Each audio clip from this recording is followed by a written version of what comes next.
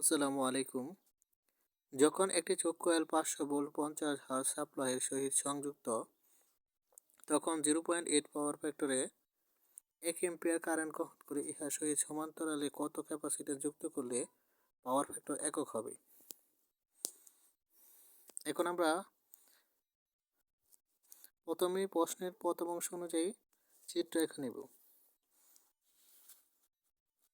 বলছে একটা চোখ কয়েল যার ভোল্টেজ হচ্ছে 500 volt 50 hertz.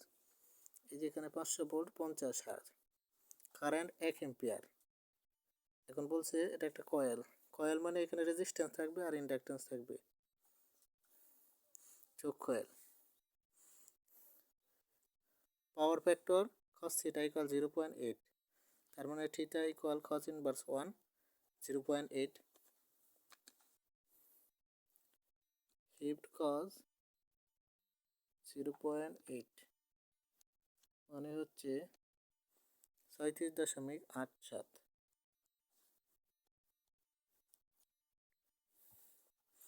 I I equal 1 angle minus 37.87, যেহেতু ইন্ডাকটিভ লোডের ক্ষেত্রে কারেন্টের অ্যাঙ্গেল মাইনাস। সুতরাং Z equal V by I আসছে 400 প্লাস জে 300 ওহম। তার মানে হচ্ছে কয়েল রেজিস্ট্যান্স 400 ওহম আর ইন্ডাকটিভ রিঅ্যাকট্যান্স 300 ওহম। এখন আবার বলছে যখন এই কয়েলটা সমান্তরালে একটা ক্যাপাসিটরের সমান্তরালে সংযুক্ত করা হইব, তখন কারেন্ট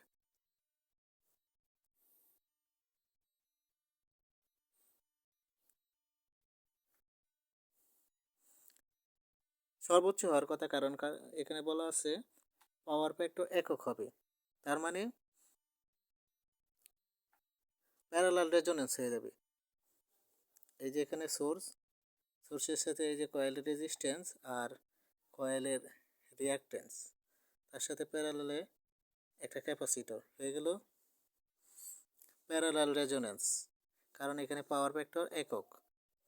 তাহলে প্যারালাল রেজোনেন্স সূত্রগুলি হচ্ছে, এখন পাওয়ার ফ্যাক্টর 1, তার মানে প্যারালাল রেজোনেন্সের সূত্র XL by R square plus XL square equal 1 by XC. সুতরাং এক্সসি ইকুয়াল 68.33। এক্সির মান হচ্ছে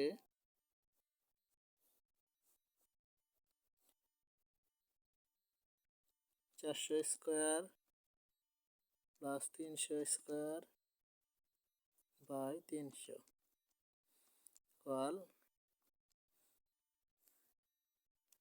68.33 এক্সির মান। এখন আমরা জানি X equal 1 by 2 pi F C. সুতরাং সি ইকুয়াল 1 বাই